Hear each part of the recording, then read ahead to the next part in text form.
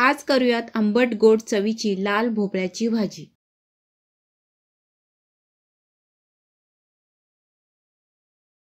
फोडणीसाठी तूप, जिरं, बडीशेप, हिरवी मिरची, हिंग, आलं लसूण पेस्ट सगळं परतल्यानंतर आपण ज्या भोपळ्याच्या बारीक फोडी करून घेतलेल्या आहेत त्या टाकायच्या। लाल मिरची पावडर, हळद, जिरेपूड, गरम मसाला, भाजी शिजण्यासाठी पाणी टाकायचं।